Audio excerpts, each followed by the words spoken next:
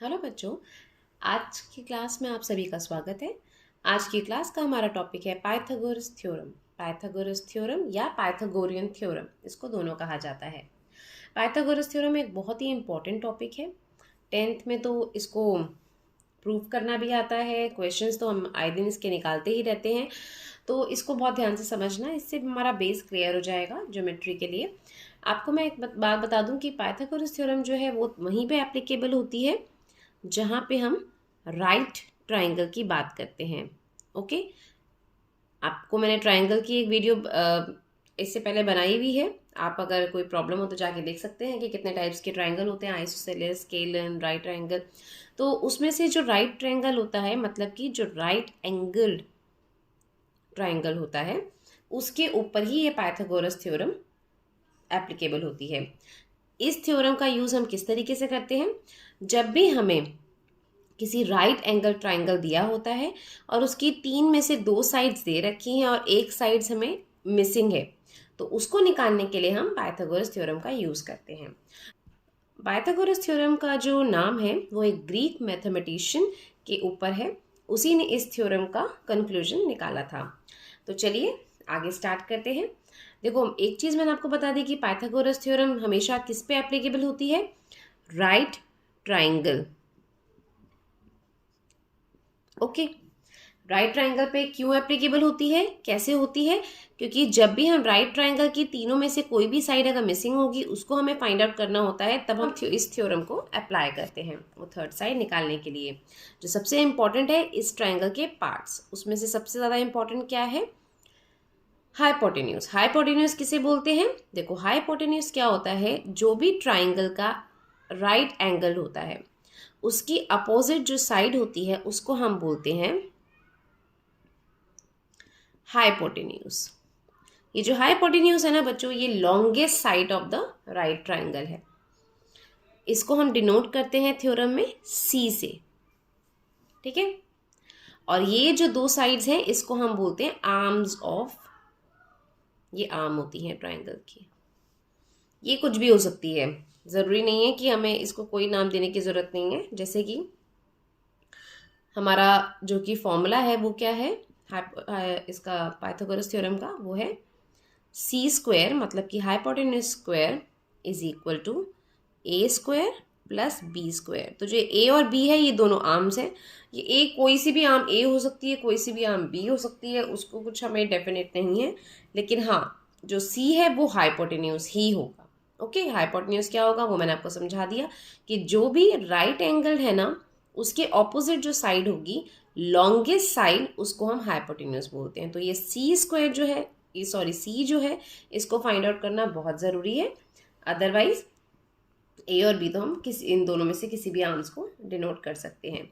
वैसे ए जो होता है, मतलब जो ये साइड्स है ए और बी, ये जो साइड्स है ये होती है, एक को हम बोलते हैं बेस, जिसके ऊपर राइट ट्राइंगल खड़ा होता है, और एक होता है बेस एंड दूसरा होता है परपेंडिकुलर। ये भी इसको कहा जाता है। ओके, तो चलिए अब हम स्टार्ट करते हैं। अच्छा, hypotenuse square is equal to A square plus B square, मतलब C square is equal to A square plus B square, ये इसका फॉर्मूला है। ये फॉर्मूले का बेस कैसे आया इसके बारे में थोड़ी सी मैं आपको बता देती हूँ डिटेल। देखो, इस थ्योरम के अकॉर्डिंग ये जो राइट ट्राइंगल है जिसकी हम बात कर रहे हैं, ओके, इस ट्राइंगल की हम बात कर रहे हैं, इसकी आपको मैंने बता दिया है कि ए साइड, बी साइड और सी साइड है। ठीक है, ये इसका हाइपोटेन्यूज है। इसके अकॉर्डिंग अगर हम इस ट्राइंगल पे 3 स्क्वायर्स को माउंट कर दें इसकी साइड पे, ये बन गया। ये है, इसकी साइड क्या है? ए। इसकी साइड क्या है? ये क्योंकि हमारा हाइपोटेन्यूज है, लॉन्गेस्ट साइड पे बना है, ये है सी। ऑल साइड्स आर इक्वल ना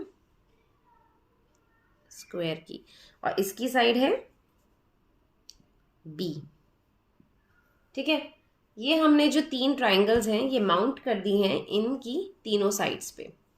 अब इसके अकॉर्डिंग, थ्योरम के अकॉर्डिंग कहना है कि जो ए का स्क्वायर है, मतलब कि इस ट्राइंगल, इन दोनों ट्राइंगल्स का जो एरिया है वो is equal to area of ये लॉन्गेस्ट साइड पे जो स्क्वायर बना है ना, इसके एरिया के बराबर है।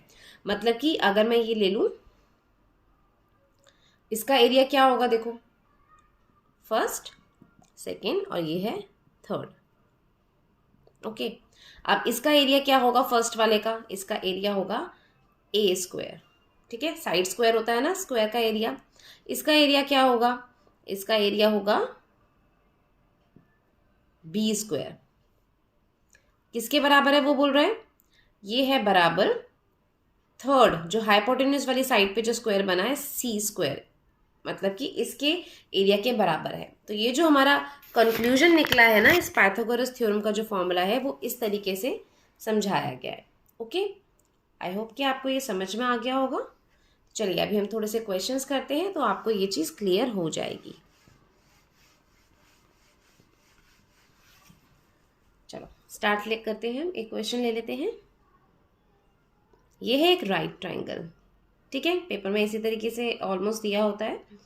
अब ये देखिए, ये जो एक साइड है ये है राइट एंगल, इस पे अब 4 सेंटीमीटर, ठीक है।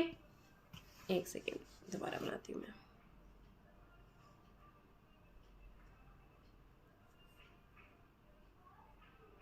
Four metre, centimetre, 3 centimetre, 4 centimetre, 3 centimetre and ये वाली साइड हमें अननोन है, मिसिंग है। तो हम किसको कैसे निकालेंगे, ये है राइट एंगल। ओके, तो राइट एंगल के ऑपोजिट है ये हाइपोटेन्यूज, तो मतलब कि ये वाली साइड क्या होगी, सी। अब फॉर्मूला पुट कर दीजिए।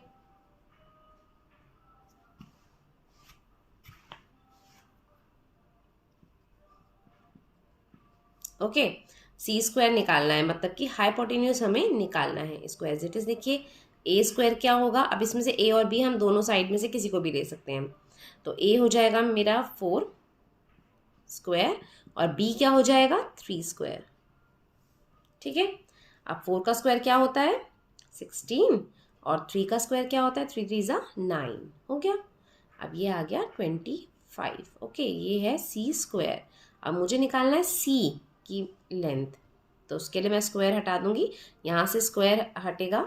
कैसे हटाऊंगी मैं स्क्वायर को, यहाँ पे इसको मैं 1/2 से दोनों साइड की पावर में मल्टीप्लाई कर दूंगी, तो 1/2 क्या होता है स्क्वायर रूट 25, ठीक है। इससे पहले की वीडियो में मैंने आपको बताया था ना कि इक्वालिटी का जो रूल होता है वो कैसे फॉलो होता है। कोई भी चीज़ यहाँ से हटानी है तो उसको हमें यहाँ पे ज़ीरो करना पड़ेगा। अगर हम ज़ीरो करने के लिए जो भी करेंगे, जैसे कि मैंने यहाँ पे 2 था उसको 1/2 से मल्टीप्लाई किया तो वो 2 and 2 कैंसिल हो गया और 1/2 यहाँ पे आ गया, तो यहाँ पे 1/2 का क्या मतलब हुआ स्क्वायर रूट ऑफ 25। कैसे होगा, स्क्वायर रूट आपको निकालना आता है, 25 का स्क्वायर रूट हो गया 5, तो ये है 5 सेंटीमीटर इसकी लेंथ। ओके, था ना आसान। देखो हमें सिर्फ इसमें एक तो फॉर्मूला अच्छे से लर्न करना है, स्क्वायर रूट बहुत अच्छे से निकालना आना चाहिए। स्क्वायर रूट निकालने में कोई भी प्रॉब्लम हो स्क्वायर या स्क्वायर रूट निकालने में, तो प्लीज़ आप मेरी स्क्वायर रूट की और स्क्वायर की वीडियो जाके देखिए, वो बहुत, उसमें मैंने आपको क्विक ट्रिक्स बताई है जो ईजिली हम फॉलो करके ओरली अपने माइंड में ही उसको सॉल्व कर सकते हैं। ये तो बहुत छोटा समता है, अगर कोई बड़ा नंबर भी आता है तो हम उसे सॉल्व कर पाएंगे। इसके अलावा चलो एक क्वेश्चन और ले लेते हैं।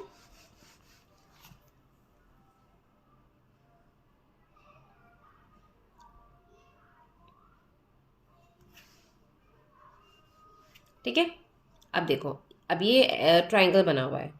अब आपको समझ में नहीं आएगा कि इसमें हम क्या लेंगे, किसको हम लेते हैं हाइपोटेन्यूज।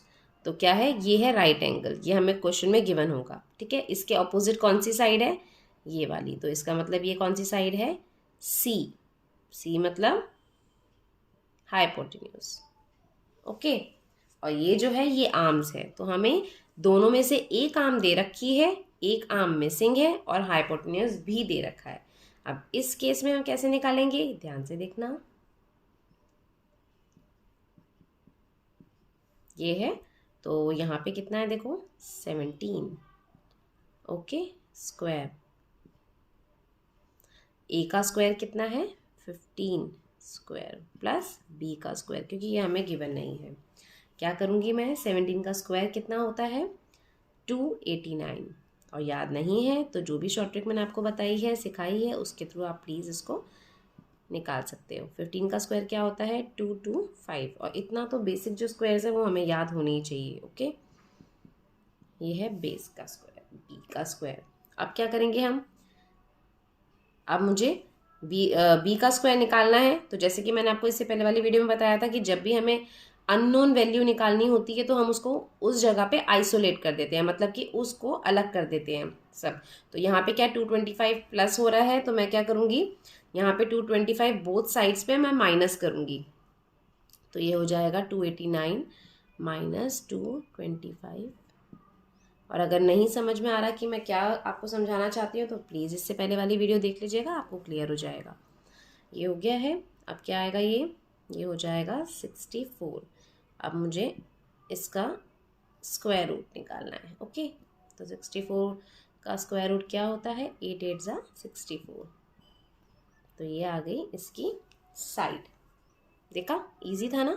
अब हमें इन तीनों में से कोई भी साइड अगर निकालनी है और बाकी 2 साइड गिवन है तो हम उसको इजीली निकाल सकते हैं इस फॉर्मूले में पुट करके। आसान लगा बच्चों आपको?